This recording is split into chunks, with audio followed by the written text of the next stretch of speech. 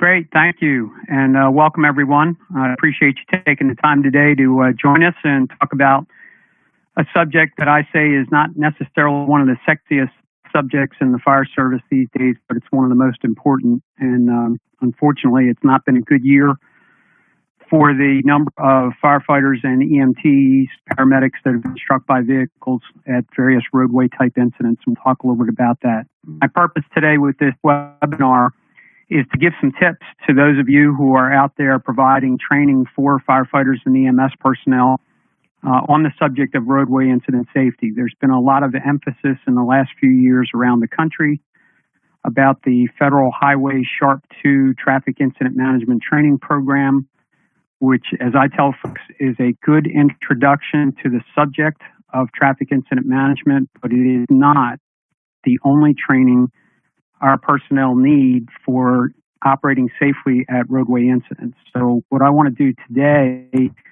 is cover some of the things that you should be making sure your department is covering with all of your personnel, new people coming into the operation, whether it's through the training academy or volunteer fire schools, whatever the case may be. And also for those folks that have been on board for a number of years, your more experienced personnel. This is one of those subjects that should be introduced into the annual rotation of in-service training topics that are covered throughout the course of the year.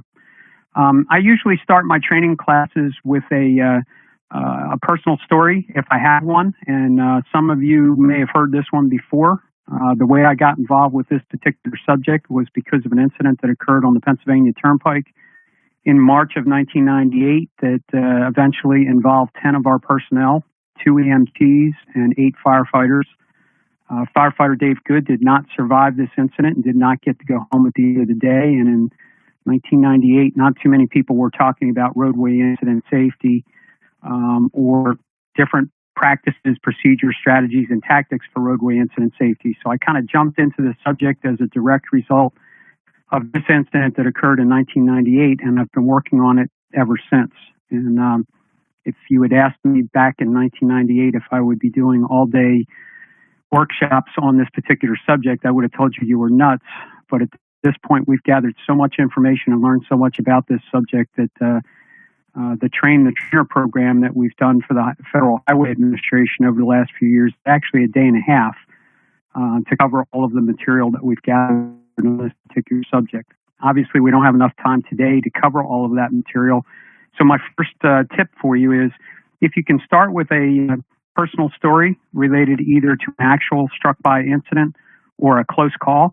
And what I found in almost all the training sessions I've done, there's almost always someone in every class that I've been to that's had a close call if they've been responding to incidents out on the roadway. There are any number of examples that are out there. Many of you may have seen this one from Dayton, Ohio back in 2013. And it's a good depiction of the kind of secondary crashes or secondary incidents that we're trying to prevent and to protect our personnel from. This was an incident that occurred very early in the morning, around 6 o'clock or 6:30.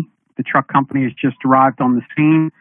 The person that you see on the left side of the screen in turnout gear is Captain Barry Crone, who was the officer on the truck company. He's doing his size up when a secondary crash occurs, and now he's trying to figure out what he's got in the way of an incident scene. The secondary crash occurs. He's trying to do a size up to determine if he's got the resources coming that he needs. And in the process of doing the size up on the secondary crash, he's involved in a third level crash that you'll see here. Captain Crone did survive this incident and is back at work these days. But tell you that the department probably could have been doing things a little bit different for roadway incident safety at the time. And I haven't followed up with them, but I hope that Dayton is taking some steps to improve things as time goes on. But these kind of incidents happen all the time. We've got plenty of examples of them. This is one that occurred in Virginia in 2015 that literally demolished an engine that was being used for blocking at an incident on Interstate 85. Again, early in the morning, deputy sheriff on the scene of an earlier crash, an engine from the fire department on the scene in a blocking position in the right lane and right shoulder. It was struck by a tractor trailer traveling at highway incident speeds and literally blew the engine apart probably the most damage I've seen to any fire apparatus that's been struck by a vehicle at an incident scene. No injuries, no fatalities for the public safety personnel that were on scene at the time. The deputy sheriff was able to shout a warning just before the strike. There was really no reason that the truck driver couldn't have navigated safely around the incident scene at that time of the morning. Light traffic conditions, open road, straight line of sight, one lane that was clear. For whatever reason, he drove into the engine without attempting to slow down or stop. And the personnel were lucky in that particular case. Where can you go to get this kind of information? We track as many of the line of duty injuries and deaths as we can that involved personnel struck by vehicles at incident scenes. In 2016, we recorded 4 line of duty deaths. And the interesting thing about 2016 was that 3 of these incidents involved personnel that were struck and killed by fire department or emergency services vehicles, as opposed to another vehicle striking them. So the incident in August of 2016 in Louisiana, where the fire chief was struck and killed at a crash scene on Interstate 10, was the only incident where our personnel were struck by a vehicle driven by a civilian. We've seen an increase in the number of incidents where personnel are being struck by emergency vehicles, and I'll cover that in a little bit more detail as we go along. 2017, the situation's been much worse. We've had a total of 14 incidents. 11 of those are line of duty deaths.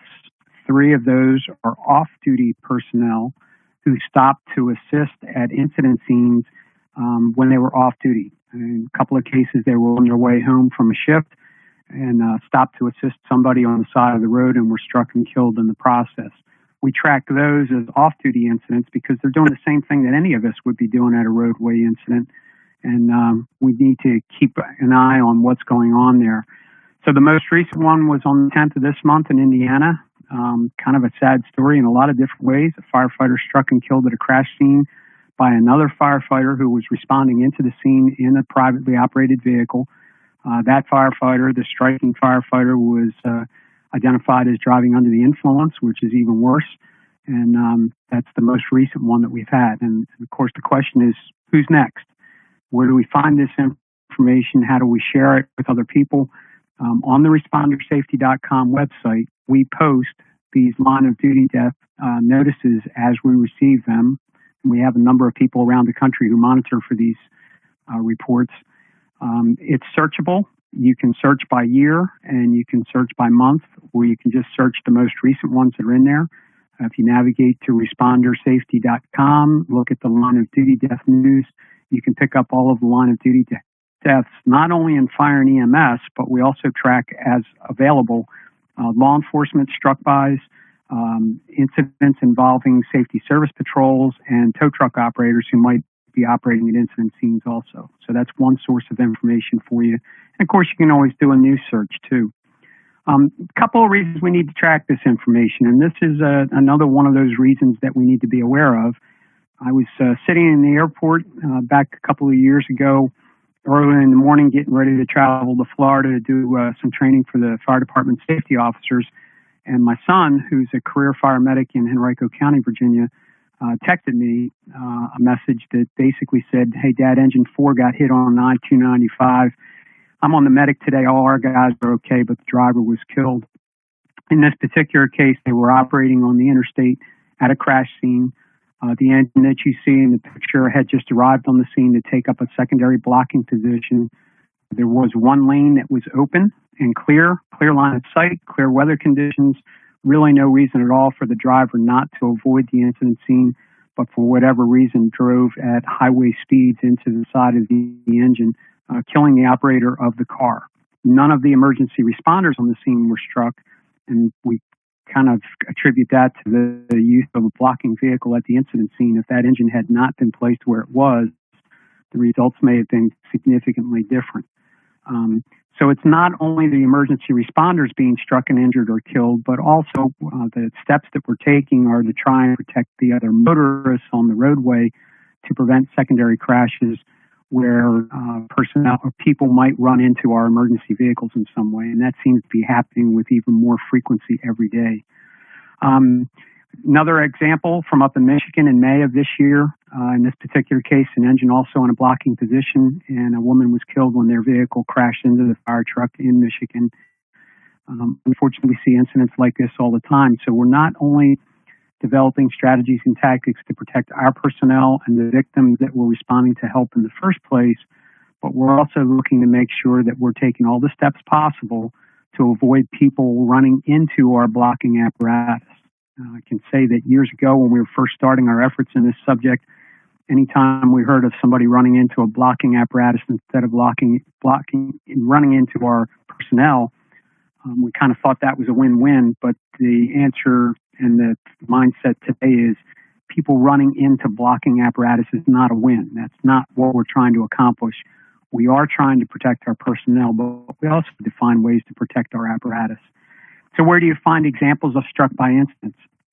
Again, we track a number of these on the website. You can look under the struck by incidents tab on the website, and it will bring up a number of reports. You can search by state by putting in the search box in the window the state initials for your state, and it will bring up all of the incidents that have been recorded in your particular state. You might be able to use those as examples to get people's attention as you start out on training on this particular subject. The D drivers are one of the things that pops up in almost all of these incidents. They're either drunk, drugged, drowsy, disgruntled, disturbed, disrespectful, distracted, or just plain dangerous. I'm sure you've heard of them before, and if you've been on the job for any length of time at all, you know that you've probably encountered one, if not more, of these folks at some roadway incident that you've been to.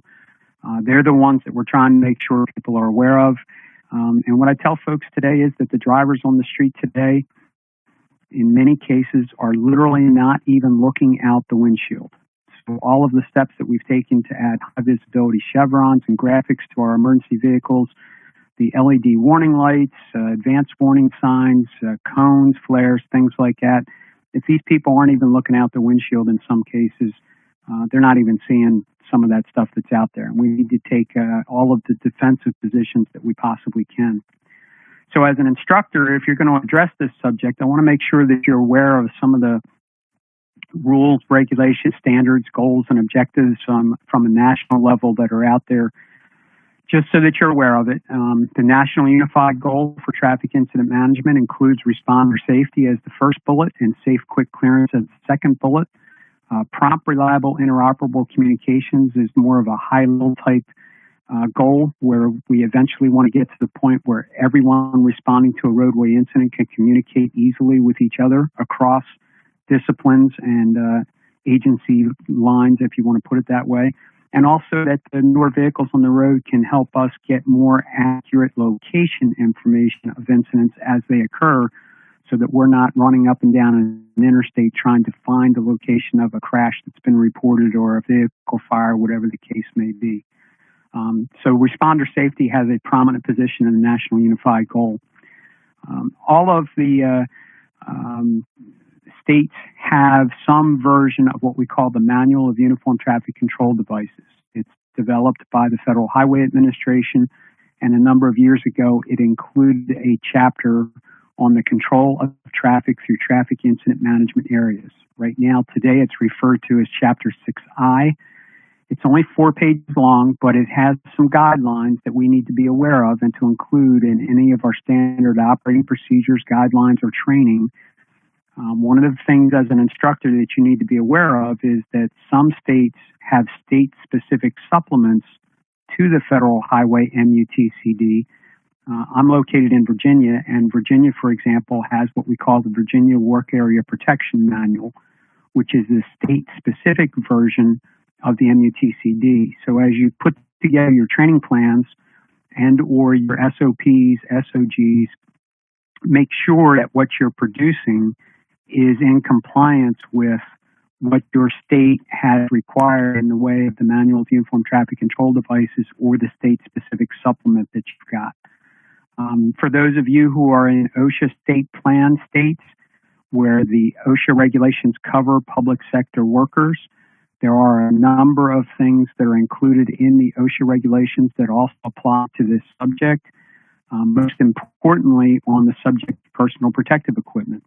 employers are required to put together a personal protective equipment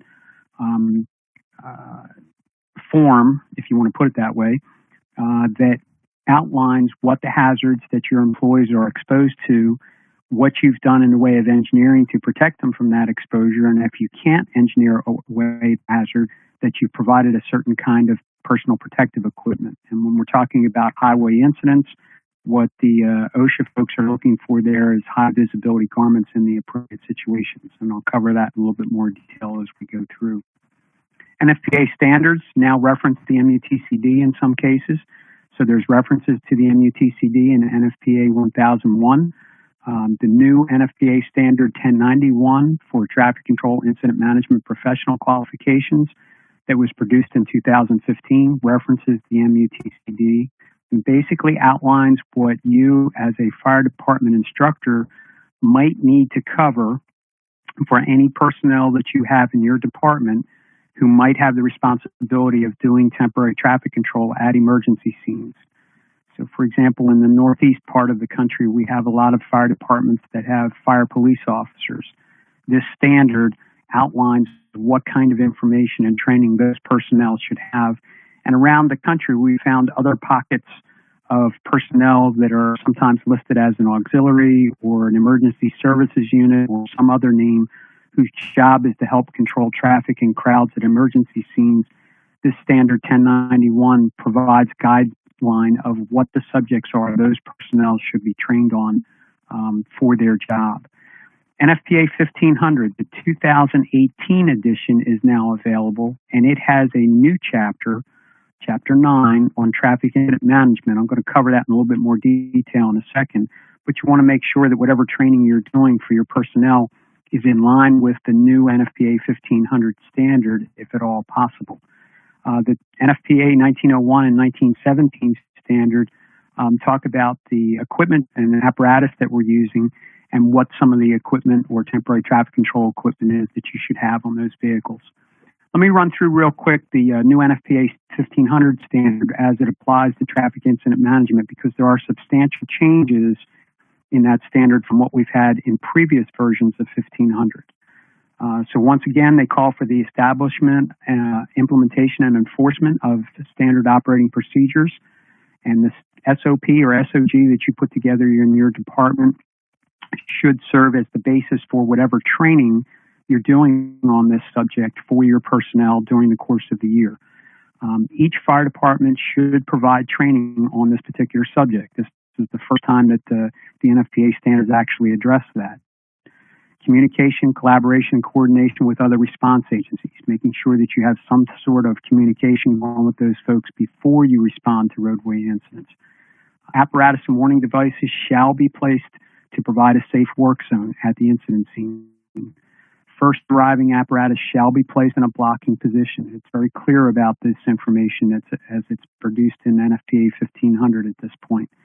When a traffic incident management area is established, blocking apparatus shall reduce warning lights. This is a little bit of a controversial subject with a lot of people, especially in the fire department end of the world. A lot of folks think that bigger, brighter, faster flashing warning lights are safer. With the new LED technology that's available these days, that's not necessarily the case. And in effect, we've got a number of examples where the brightness and power of the high-intensity LED warning lights that's seen from multiple emergency vehicles is actually contributing to the inability of motorists to see personnel operating around the emergency vehicles at an incident scene. So there is a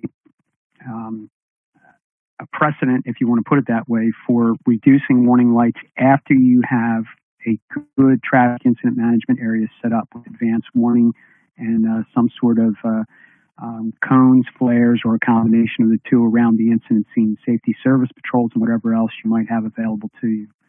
Additional apparatus that might be ancillary to the incident should be placed downstream, away from the hazard area. Warning devices to be used to warn approaching traffic, like cones and signs, should be deployed. It's not saying who should do that. It's not necessarily the responsibility of the fire department, but there should be provisions made in your area for someone, police department, Department of Transportation, Public Works, Safety Service Patrol, or whoever, to take care of warning approaching traffic if possible. And members, when exposed to traffic, shall wear high visibility garments that meet the ANSI standards. Obviously, that's not for when you're fighting vehicle fires or hazmat type situations. We'll talk about that in a little bit more detail as we go through. So you can see that the new NFPA 1500 standard is much more specific about some of the things we should be doing for highway incident safety that's out there. It references the MUTCD. It reiterates that too many warning lights can be distracting for the motorists around the incident scene. TIM training, traffic incident management training, is available in all states from the Federal Highway Administration. It's a good introduction to this subject, but it does not necessarily cover everything that firefighters and EMTs should know about for operating safely on the roadway. They also encourage participation in regional traffic incident management committees. They want people to make sure that their departments are represented on these TIM committees so that there's coordination and collaboration between the various disciplines on the subject of roadway incident safety in your particular areas. I mentioned NFPA 1091 before, the traffic control incident management personnel. If you're training those personnel in your department, you want to make sure that you're covering the recommendations from this standard. Chapter 3 has the normal definitions, including what a fire police officer is for those departments who are not familiar with that terminology.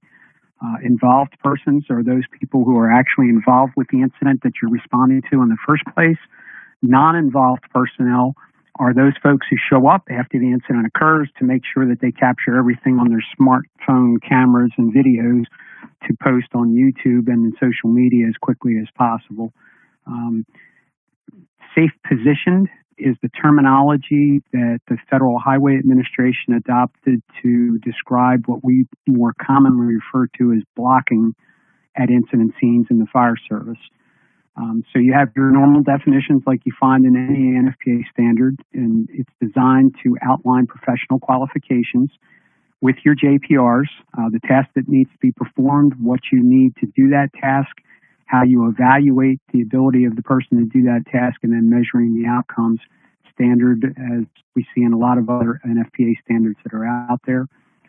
This particular standard, 1091, was developed for all agencies, not just the fire service, so it has information and is constructed in such a way that applies to fire, EMS, law enforcement, Department of Transportation, Public Works, Safety Service Patrols, and even the towing and recovery folks that operate at roadway incidents. What it calls for is to teach people how to conduct an initial size-up and establish command, how to properly safe position the vehicles, or what we would say is set a block at an incident scene, how to establish a traffic incident management area, what the policies and procedures are, the vehicles and the equipment that are needed, and PPE that should be worn when that's being done, how to operate as a team and utilize ICS and unified command, how to manage those non-involved persons that I talked about a moment ago, monitor and adjusting the temporary traffic control measures during the course of the incident as things clear up, giving lanes back if it's appropriate, and or as things get more complicated, closing down additional lanes if that's necessary, taking into consideration changing weather conditions and things like that. If you end up with a helicopter landing zone, how to adjust the traffic incident management area for that, and how to perform a demobilization of the site in the safest manner possible. So these are the things that those people who are actually in your department who have the responsibility for doing traffic control should be trained in before they go out on the street. When you're pre-planning for your training classes, we want to make sure that you consider all of the different disciplines that are involved in roadway incident responses. So what is law enforcement in your area looking for? Do they have any special requirements, or do we know what the state law is as to who's responsible or who's in charge at incident scenes? Fire, rescue, EMS personnel, obviously, including your dispatchers, is important, and we've seen value in that from around the country as we've done various training classes, including DOT and Public Works, if they're involved with providing temporary traffic controls for you at an incident scene. Obviously, hazmat responders towing and recovery. In some areas, the medical examiner needs to respond to an incident scene where fatalities are involved, and that very often affects a number of issues revolving around the issue of traffic incident management. And of course, the media, and that includes what we refer to today as the new media, which is anybody that's equipped with a smartphone for the most part. And now we also have to be considering those folks that have drones that are available and often show up at incident scenes whether we want them there or not. So your pre-planning should take into consideration all of these different disciplines and how you're going to address whatever requirements or requests they might have for how we handle incident scenes out on the highway. When we talk about common policies and procedures, ICS and Unified Command is pretty standard throughout our discipline, but you'll find as you start to work with the other disciplines that not everybody knows what ICS is, and some other disciplines might have a different idea of what Unified Command is than what we're used to. It's important to get everybody on the same page on that particular subject in your area if they're not already. Common terminology, how we identify lanes on the roadway, for example, how you might identify feeder roads or on-ramps, off-ramps, and different terminology that's used in different areas. Here in Virginia, in the Washington metro area, for example, we have the inner loop and the outer loop on the interstate, which is kind of a local terminology. But at the same time, it's important for the responders in that area to understand that particular terminology and make sure everybody's using the same type, to understand the various ways to place emergency vehicles and apparatus at an incident scene for blocking purposes and for the actual response itself, how to set up temporary traffic controls and whose responsibility that is, and then the personal protective equipment issues. These are all common subjects that should be addressed by all of the different disciplines, and everybody should be on the same page. So when we talk about terminology, the standard suggestion for lane numbering is to start on the far left-hand lane with lane number 1 and then move to the right, lanes 2, 3, 4, 5, as many as you need. There is no government regulation that requires that. There's no standard that requires that. It's simply a suggestion at this point because nobody's actually made it into a formal standard. This is what's being taught around the country. If you don't have a lane numbering system or nomenclature that's standardized in your area, that's one of the things that we recommend that it be done. Obviously, if you only have 3 lanes of traffic, using the idea of plain English in the ICS system, left lane, center lane, and right lane is probably more appropriate than lane numbers. But if you have areas where you have more than 3 lanes, it gets a little bit complicated with naming the lanes, so that's where numbers come into play. Upstream is as traffic approaches the incident scene. Downstream is after you pass it. And any of the local terminology that you might have related to this subject, you want to make sure everybody's using the same terms and same descriptive names for the roadway features so that when you're at an incident scene, radio instructions are clearly understood by all parties involved, including the other disciplines that are out there. We've been promoting the idea of move it or work it. Most states have a law that basically says if you have a minor incident and there are no injuries, you should move your damaged vehicles off the roadway. Doesn't always work out that way, but one of the things that we're encouraging from a training standpoint is that we encourage our personnel when they arrive at an incident scene, part of their size up should be, do we need to work this incident at the incident scene itself, or can we move these vehicles out of the roadway and get everyone off of the roadway into a safer location? Parking lot, side street, shoulder of the road, whatever the case may be. So we do that by showing them pictures of maybe actual incidents that you've responded to in your particular department and ask them the question, is this one of those types of incidents that we could move, or do we have to work it where it is? This is a relatively minor incident. The vehicles can be moved, get the fire truck and the police car out of the middle of a 4-way intersection and get everybody into a much safer location if at all possible. Here's another example. It becomes a little bit more discussion worthy because there's an EMS vehicle on the scene which might indicate that there's been an injury. If it turns out that there is no injury, then once again, even though this is a rural road type of setting, we can still move everybody out of the roadway and out of an intersection and into a safer area to make the handling safer for everybody at the incident scene. Now, this is a little bit different situation. If you pose the question, can we move it? Do we need to work it?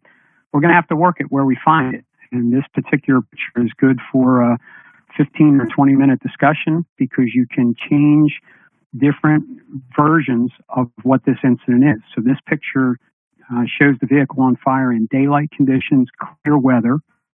How would your response change if it was at nighttime, if at all? How would your response change depending on which direction the engine approaches from, either against traffic or with traffic? Where are you going to place the engine? How is it going to stage at the incident scene? How would that change with different weather conditions? What about if it's snowing and it's slippery road conditions? What about if there's fog in the area at the time? What about if sun glare is a problem for traffic approaching on the same side where the vehicle is? These are the kind of discussions you want to have with your personnel before they respond to an incident scene like this. And you can do it through video clips and or photographs of your incidents that you've had in the past or that you've seen around the country and other places. Kind of a new phenomenon that we're starting to see more and more of is a situation like this, where we're arriving on the scene of a vehicle fire, and we're not so much worried about moving traffic around us as we are the vehicle that's on fire actually moving. Do your procedures and guidelines for these types of incidents include immobilizing those vehicles? And it doesn't take much to go out on the internet and find plenty of examples of vehicles on fire actually moving about the time the fire department's arriving or after they've been on the scene for a few minutes. It seems to happen with more frequency as we get more and more vehicles on the road who are using electronics to manage some of the systems on board the vehicles. It's not unusual to have these vehicles start to roll, especially if they're on a sloped roadway. So consider that for discussion in one of your training sessions, how your department or your station would address an incident like that. When we talk about training for our personnel, one of the things that we've run into is that for a lot of volunteer departments, we require that they go out and get training in Firefighter 1 and EMTB and maybe hazmat awareness. But in many states, the state mandated Firefighter 1 EMTB and HAZCOM or hazmat awareness training does not cover the subject of roadway incident safety. So it's up to the individual fire departments to manage that subject and make sure that everybody's aware of the hazard when they respond to an incident scene and what they need to do to protect themselves. Obviously, go over the practices and procedures outlined in your standard operating procedures or your standard operating guidelines, how to do a scene size up for a roadway incident and produce a report that tells the other incoming units which lanes you're operating in, which lanes are blocked or which lanes you want blocked, where you're going to place apparatus and how you're going to block at the incident scene. Everybody should be aware of when it's appropriate to wear high visibility garments at an incident scene and when it's appropriate to wear your issued bunker gear that's NFPA compliant. Communications and terminology, again, to make sure everybody's on the same page, and how to deploy and use temporary traffic controls. These are the basic things that we want to make sure that everybody's covering during the course of the year. So when we run that down to firefighter and EMS training, are we making sure that the officers arriving on the scene first have all of the appropriate units dispatched? Many departments now send an extra unit to incidents on the interstate to provide an additional block or to provide a safety engine at the incident scene. Sometimes we have departments that send vehicles in both directions on an interstate. How are you going to make sure that you've got the right units being dispatched and that they arrive at the right location? Units are parked in a blocking position, angled in the appropriate lanes. The wheels are turned away from the work area. Chocks for the vehicle are deployed. Emergency lighting discipline. Do we really need our forward-facing wig-wag headlights on at an incident scene? Is that impacting traffic on the other side of the roadway, or can we cut those off, and do our driver-operators understand how to do that? Making sure that all of the emergency units are on one side of the road or the other and not scattered across all the lanes if that's possible. The EMS units are located at the incident scene where their loading area is protected. that we've coached our personnel to, wherever possible, exit the apparatus on the side away from moving traffic, making sure that they have and understand when to use high visibility PPE and where the temporary traffic control devices are and how to deploy them safely. And I'll talk about that in a little bit more detail shortly. The national TIM training that's out there from the Federal Highway Administration as of November, there's been over 300,000 people trained around the country. But once again, I caution you in that if your personnel are attending the TIM training, I encourage that, that's good, but that's not everything that they need to know when it comes to roadway incident safety. We need to take that as a starting point and then go beyond that. Another resource that's available to you is the online learning modules that are free through the Responder Safety Learning Network at respondersafety.com or learningrespondersafety.com. We've got 25 or 26 modules that are live now. They've been put together using grant money from the U.S. Fire Administration and FEMA, so there is no cost to any users. You can actually get the equivalent certificate for the National TIM training by taking 10 of the modules that are specifically outlined on the website. But it's another resource for training officers too, because some of the material that's in those modules can be used to transfer to other individuals in your department that you might be doing a training session for. What we've learned over the last few years is that one of the most effective training tools are tabletop exercises. You don't necessarily need fancy, pre-formatted, expensive mats like you see here in this particular picture. In many cases, I use magic markers and white shelf paper to draw out a roadway environment that is familiar to the people in the class, and using matchbox cars and trucks of some sort to either review an incident that you've already responded to. Maybe it worked well, maybe it didn't work so well. In the incidents that work well, we want to highlight what worked well and kind of encourage positive reinforcement, if you want to put it that way, of things that were done well to make that site work efficiently. If things didn't work out quite the way we wanted to, this is a good time to discuss what we could do different the next time to improve the response procedures. We can also use it to play what-if games. What if we had an incident on an interstate in our response area at this particular location? How would you handle this kind of incident when it comes to positioning apparatus? This is kind of an easy thing to do when you're amongst your friends in the fire department where everybody's thinking the same way. But if you ever have the opportunity, and I highly recommend it, to invite in your law enforcement, local law enforcement partners, DOT, safety service patrols, towing and recovery to join in with these tabletop evolutions or exercises, it ends up being a very lively and interesting discussion. And it's good to have that discussion in the safety of a classroom environment instead of having it at 0 dark 30 in the morning on a cold, snowy, wintry night where the roads are slippery and cars are all over the place. Having these pre-planning discussions ahead of time is far more effective than waiting till you're out on the highway and having the same discussion. So you don't have to spend a lot of money to do the tabletop exercises. This is a very cost-efficient way to do it and accomplish the same thing. We want to make sure that we're working on that communication, cooperation, and collaboration with the other agencies out there. How is your department communicating with the other agencies? Is somebody represented on a traffic incident management regional committee of some sort? Are you meeting with them periodically? Have your SOPs or SOGs been reviewed by the other agencies to get their feedback or input? And if not, maybe that's something that you want to consider somewhere along the way. For us, unified command means that we all have to work together to implement an incident action plan. Unfortunately, in some areas, the law enforcement agency in your area might feel that it's their job to manage the scene regardless of the circumstances. That works okay in some areas. In other areas, it's not so smooth or so efficient.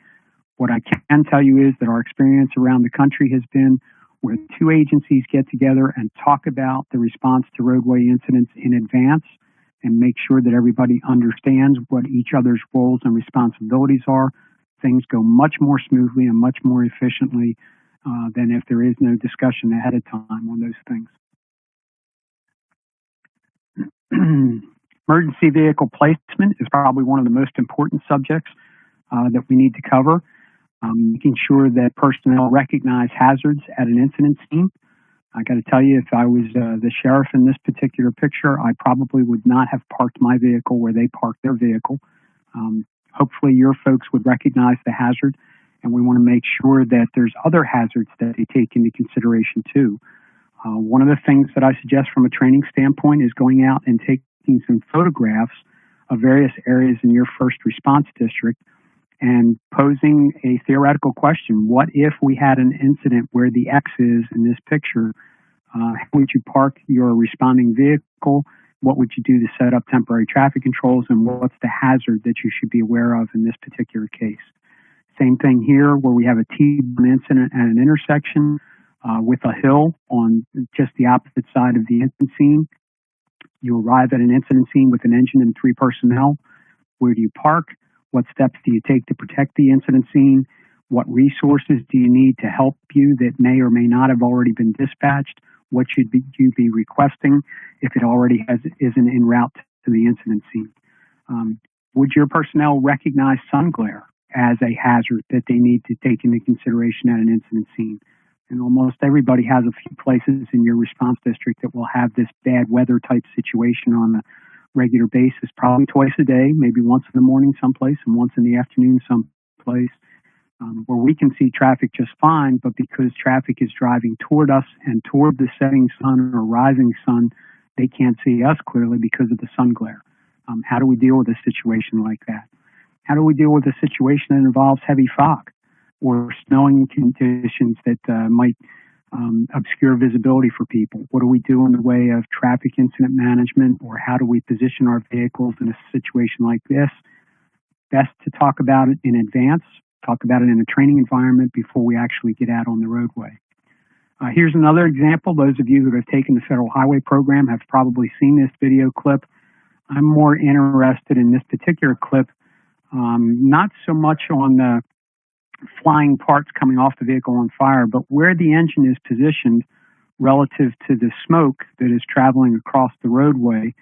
And I got to tell you, I think if it was me, I may have pulled past the vehicle on fire to park on the other side of the smoke, since I'm on the side where, although we might think traffic on the other side might not be coming through, are we really sure they're not going to come through that smoke cloud and drive into our engine? Using pictures or video clips like this can be a good discussion for your personnel to make sure that everybody's on the same page and thinking about the hazards on the roadway when they respond to various incidents. Making sure that they understand how to position their vehicles in a blocking, or what some people refer to as safe parking or safe positioned location at an incident scene. What we want them to look for, how to angle the apparatus, turn the steering wheels away from the incident scene, how to set up the emergency lights on the vehicle, how to deploy the temporary traffic controls. If we don't get to do this every day, or we don't do it every day, it's one of those things that needs to be addressed on at least an annual basis to make sure everybody's current on the procedures that are out there. Placing that blocking unit is just to give us what the MUTCD calls a temporary traffic control zone, so that hopefully we don't have to be watching over our shoulder all the time for traffic approaching the scene. If we set up the blocking apparatus appropriately, we should have a little bit of breathing room to get the tasks done that need to be done in the early event of an incident scene. EMS personnel, from a training standpoint, they're very often trained to park their ambulance downstream of the incident with the loading doors as far away from moving traffic as possible, which is good. But we need to reinforce with them, if they are the first or only emergency vehicle on the scene, they may need to use the ambulance to act as the blocking vehicle until something else gets there to protect the incident scene if they're the only unit that's there. And sometimes EMS isn't thinking that way because they've been trained to park downstream on a regular basis. To have the discussion with your personnel, do we block right or do we block left at an incident scene? And the answer is it depends on a lot of different things. Are you responding to a medical emergency where you're just doing EMS work? Are you responding to a vehicle fire where you're actually going to pull lines and flow water? Where you have a pump operator standing at the pump panel? Which direction is traffic coming towards the incident? Which lane or which side of the roadway are you operating in? all of these things come into the training perspective and what you should be posing different situations and scenarios to your personnel and asking how they would respond to it and generating some discussion amongst your people. This is a block left position that might be okay for an EMS response, but would we want in the right-hand lane to park in a block left position if we're addressing a vehicle fire of some sort and a pump operator would be standing at the pump panel on the side of the vehicle? I'm not going to tell you how to set up your SOP or SOG, but these are the kind of things that we need to cover in training and make sure that everybody's on the same page early on on this particular subject. The Federal Highway Program teaches lane plus one blocking, which is essentially what we've been doing in the fire service for years. But the good thing is now the other disciplines understand why we do what we do when we take the lane plus an additional lane at an incident scene, so we've got some working room. Sometimes we have to demonstrate that with the other disciplines that we work with so that they understand why we need that extra lane. The good thing is, because of this TIM training that's being distributed around the country, more of the personnel and other disciplines now understand why we do what we do when it comes to positioning emergency vehicles at an incident scene, especially for vehicle fires. DOT personnel like to use this picture as an example. Why don't we just park the engine on the shoulder? Look how wide the shoulder is. Why do we need to block the lane next to it? An explanation of why we do that and what the reasons are and the safety perspective of it. Once they understand what we're doing and that we'll give them back that lane as soon as we can, things go a whole lot smoother. And that's where that pre-planning and conversation ahead of time comes in with the other agencies that should be part of your training plan. If you're fortunate enough to have big apparatus like a tractor-drawn aerial, maybe you can block the right, left, and center lane all together at the same time. What I remind people is that tractor-drawn aerial is $1 million plus vehicle. And there are plenty of examples of TDAs that have been hit by vehicles when they were used for a block. Taking that TDA out of service for an extended period of time, is that really what we want to do?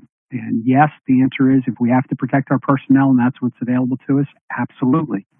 Is there another way to do it, or are there other ideas that we could use? Possibly. Let's talk about that in advance.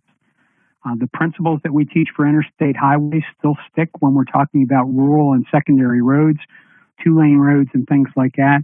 But we need to make sure from a training perspective that if we have roadway environments like this in our area, that we remind people when you block, like you see in this particular picture, you're now creating another hazard where you're going to have to take control of traffic and manually direct them past the incident scene to avoid having a head-on collision if we leave it up to the drivers themselves to decide who's going to go through the open lane when they want to. We know that people don't follow directions too well, but if there are no directions whatsoever, they'll do whatever they want. And what you don't want to do is create a scenario where you could have a secondary crash because of the block that you set in place at an incident scene. Taking pictures like this at incident scenes and talking about whether the block is effective, what could be done better or different to improve the situation. In this particular case, it should be obvious to all of us to pass this incident scene. You should do it to the left of the truck company. But I can assure you there are plenty of folks out there on the highway right now who see the opening to the right of the ladder truck, and what they're thinking is, I can fit through there. And if you give them the chance, they will. And we've got examples of that that illustrate that particular mindset. We want to make sure that our personnel understand that we need to close off those rabbit holes, as I call them, so that personnel or motorists don't have the opportunity to drive past our incident scene in a situation like that. Here's the best example I have of that type of situation. In this particular case, watch the white van in the right lane as he comes off at this particular exit.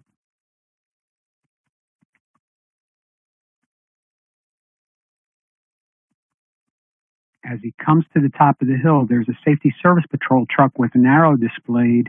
He starts to slow down and merge into the left lane and then changes his mind at the last second and is fortunately able to get back in the left lane before he comes up on one of the blocking engines at what is just a vehicle fire that the safety service patrol was trying to warn oncoming traffic. That's how fast things happen at some of these roadway incidents. We want to make sure that our personnel understand how important it is to set up the traffic controls and early warning if possible.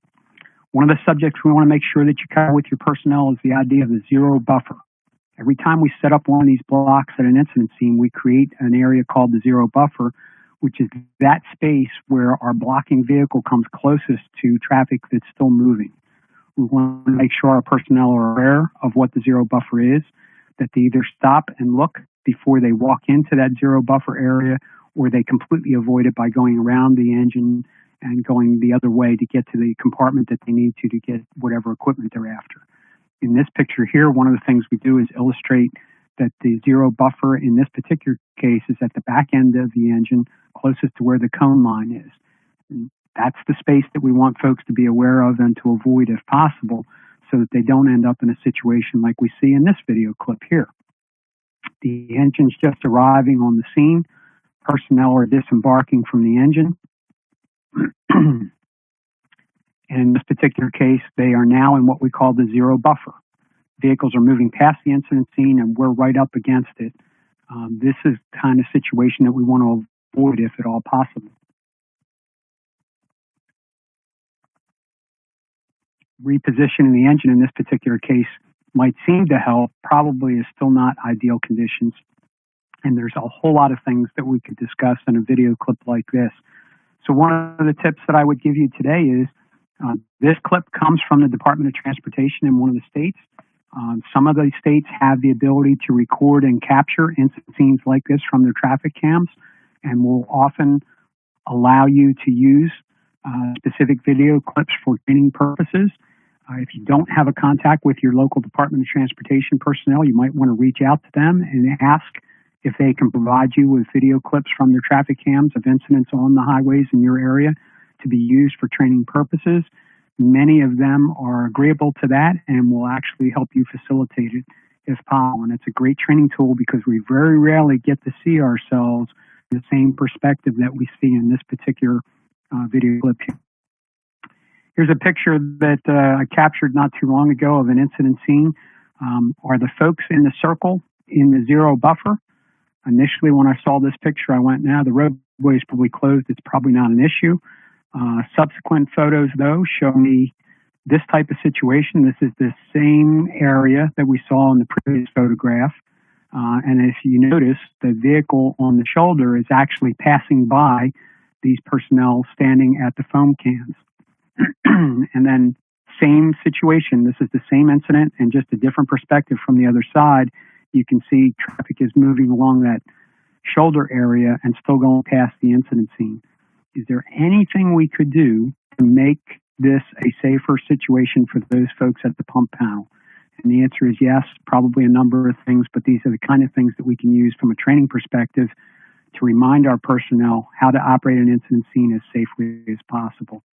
Temporary traffic controls, the NFPA standards require that we should be carrying some traffic cones, have high visibility garments available for our personnel, what illuminating warning devices we should have on our vehicle in the way of flashing lights and the chevrons on the back end. The idea of advanced warning is to let approaching drivers know that we're operating in the roadway, that they're going to have to adjust their driving for a short period of time. The idea is that we want them to follow whatever temporary traffic diversions we've set up, whether it's just to drive around our incident scene or actually take a detour, whichever the case may be. We've gotten reports from those agencies who are using the pink fluorescent emergency scene ahead signs that they actually do a good job of getting people's attention, probably because you don't see fluorescent pink in many other situations on the roadway. For those people who are paying attention, it actually does get their attention. The cones that we use should be orange, 28 to 36 inches high, with 2 reflective bands. We advise against using lime green cones because they were not intended for use on roadways for moving traffic. They were basically designated for pedestrian traffic on sidewalks. From a training perspective, one of the things we probably haven't done before is to train our personnel the safest way to deploy cones at an incident scene. Instead of taking the cones out and dropping them from the emergency vehicle back to the start of the taper, what we recommend is that you remove the cones from your vehicle and using the shoulder walk them back and space them out along the shoulder area, and then start to actually deploy them from the furthest point by walking backwards and keeping an eye on traffic and waiting for a break to set the cones out to form your taper, going back to your emergency vehicle instead of starting at the emergency vehicle and going to the shoulder or fog line at the other end. This should be part of the training that you're doing for your personnel somewhere along the way. Want to make sure that they're aware that they should be placing the advanced warning distances out further anytime you've got poor weather or reduced visibility of some sort. And just to remind people that the cone signs and flares only suggest what we want them to do. And if you've been on the job for any length of time at all, you've probably had the experience of somebody driving through your flare or cone line because they weren't paying attention or not looking out the windshield at what was going on. Mentioned before about turning off forward-facing white lights, trying to avoid a situation like this where we've got emergency warning lights that are blinding motorists approaching an incident scene, but no manual traffic control that's being done. From a training perspective, pictures like this can help explain why we do certain things at the incident scene to make the incident scene safer. Make sure personnel understand if you have the capability of dimming down some of the lights or turning some of them off. Make sure everybody's aware of what capabilities you have and how the lighting should be set up for daytime or nighttime conditions. And I mentioned before that 4 of the incidents we've seen in the last 2 years, the line of duty deaths, have been a result of personnel being struck by fire vehicles backing at the time, either into a station or backing up at an incident scene. To make sure from a training standpoint, we're revisiting that subject. We've got a standard operating procedure for how to back up our fire apparatus, that you're using spotters, that they train together with the drivers and officers, that you've got standardized hand signals, and that you've been over in detail how to back fire apparatus, starting with a 360, making sure that we check above the truck too, clear the hazards, make sure the doors are closed, any fixtures are identified for the driver, the driver's window is open, the spotter is placed at the rear of the driver's side, you have eye contact between the spotter and the driver, the standardized hand signals. Big thing is if the driver loses sight of the spotter, to make sure that they stop.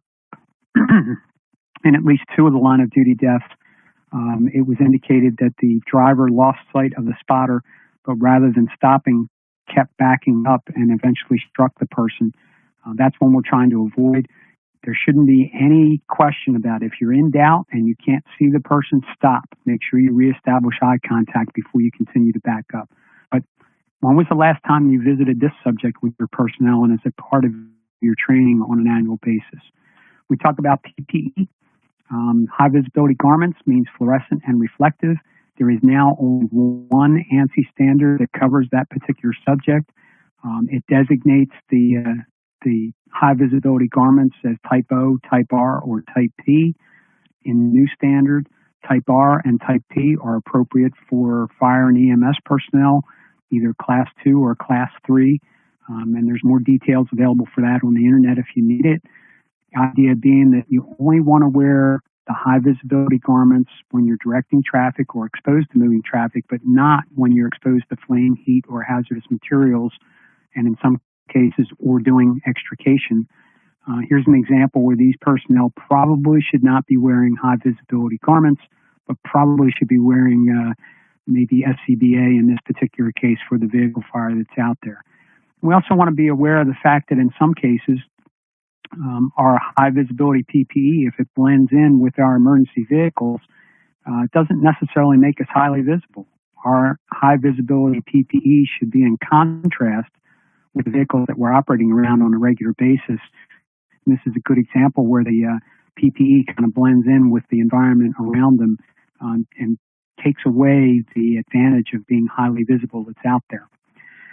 I only had an hour today to cover as much of this information as I could with you all, and I usually end these programs with a quote from Harvey Grant, who wrote the vehicle rescue book that I studied out of in the 70s. He basically dedicated that book in this way: those that have died in highway accidents are gone. There's nothing we can do for them except mourn their passing. This book is dedicated to the living. There is much we can do for them. The task is monumental, and the effort starts with training.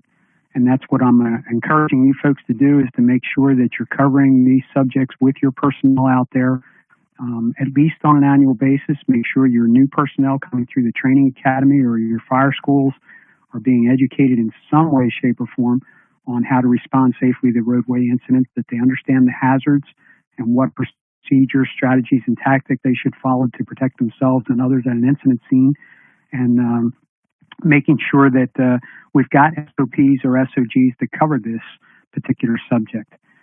And I've left my contact information up on the board here so that you know how to get in touch with me by phone or by email. As Jay indicated, there is a handout that's available to you on the website.